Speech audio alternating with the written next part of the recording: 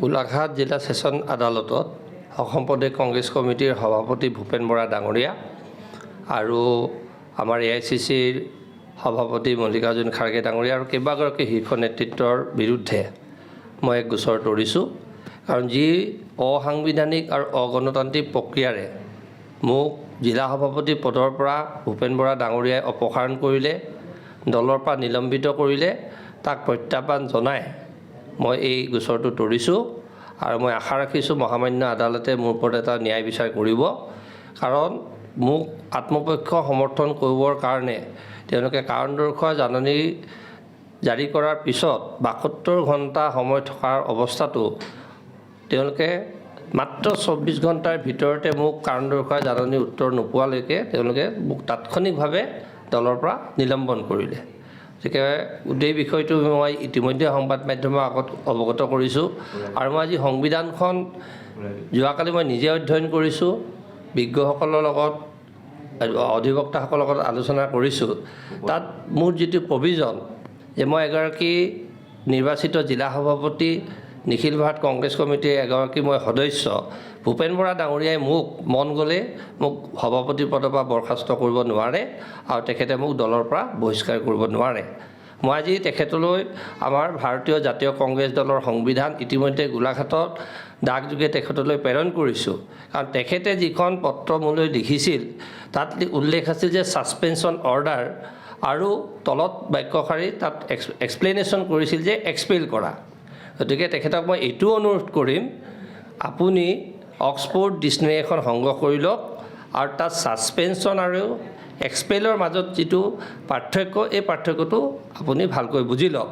আৰু সংবিধানখন, আমাৰ জাতীয় কংগ্ৰেছ দলৰ সংবিধানখন মই ভাবোঁ তেখেতে বহুত দিন ধৰি কিজানি অধ্যয়ন কৰা নাই সময়ৰ অভাৱত। গতিকে মই তেখেতলৈ এই সংবিধানখন পঠাই দিছোঁ, তেখেতে ভালকৈ অধ্যয়ন কৰক। তাত যিবোৰ ক্লজ আছে, এগৰাকী কংগ্ৰেছ দলৰ যিকোনো পৰ্যায়ৰ নেতাকৰ্মীক দলীয়মূলক শাস্তি প্ৰদান কৰিবৰ কাৰণে যিবোৰ তাত ধাৰাত লিখা আছে, ব্যৱস্থা তাত উল্লেখ কৰা আছে, সেই ব্যৱস্থাখিনি তেখেতে ভালকৈ অধ্যয়ন কৰক। মই আশা ৰাখিম, মই ইতিমধ্যে আমাৰ নিখিল ভাৰত কংগ্ৰেছ কমিটিৰ সভাপতি মল্লিকাৰ্জুন খাৰ্গেজীলৈ মই এখন ব্যক্তিগত পত্ৰ পঠাইছোঁ আৰু মই ন্যায় বিচাৰি তেখেতকো মই অনুৰোধ কৰিছোঁ, ভূপেন বৰা ডাঙৰীয়াই যি দায়িত্বহীনতাৰে ইয়াত প্ৰদেশ কংগ্ৰেছ চলাই আছে তেখেতে ইয়াত হস্তক্ষেপ কৰিব লাগে। আৰু মোৰ ওপৰত তেখেতে যি আক্ৰোশমূলকভাৱে জিলা সভাপতি পদৰ পৰা অপসাৰণ কৰি দলৰ পৰা বহিষ্কাৰ কৰিছে, ইয়াৰ যাতে এটা বিচাৰ কৰে, তাৰ কাৰণে মই ইতিমধ্যে এখন তেখেতলৈ পত্ৰ প্ৰেৰণ কৰিছোঁ।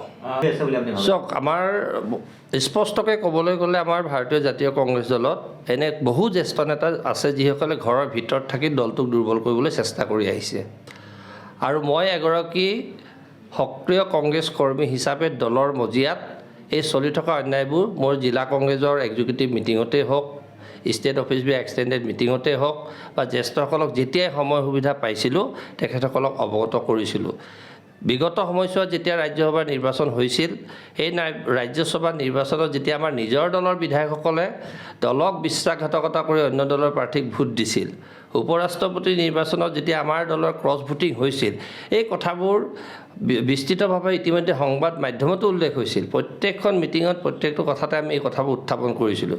হয়তো সেইকাৰণে সেইসকল নেতৃত্বৰ বা সেইসকল মুখাধাৰী নেতাৰ ওচৰত মই হয়তো তেওঁলোকৰ কাৰণে শত্ৰু হৈছিলোঁ, যাৰ কাৰণে তেওঁলোকে হয়তো ভূপেন বৰা ডাঙৰীয়াক প্ৰভাৱান্বিত কৰিবলৈ চেষ্টা কৰিছিল।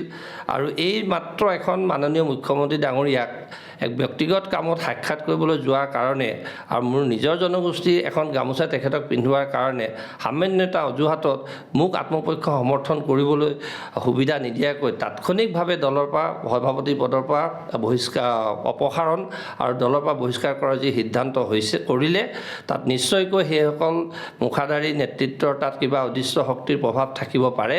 আৰু মই সময়ত নিশ্চয় এই কথাখিনি ৰাইজক মই জনাবলৈ চেষ্টা কৰিম। আৰু মই পূৰ্বতে যিটো ঘোষণা কৰিছিলোঁ সভাপতি মহোদয় দিল্লীলৈ তলব কৰাৰ কাৰণে, আৰু পিছদিনাখনি মোৰ তাৎক্ষণিকভাৱে যি দলৰ পৰা বহিষ্কাৰ কৰাৰ সিদ্ধান্ত হ'ল, তাক মই অপেন চেলেঞ্জ কৰিবৰ কাৰণে আৰু ন্যায়ালয়ত আজিৰ দিনটোত মই গোচৰ তৰিবৰ কাৰণে মই থাকিবলগীয়া হ'ল।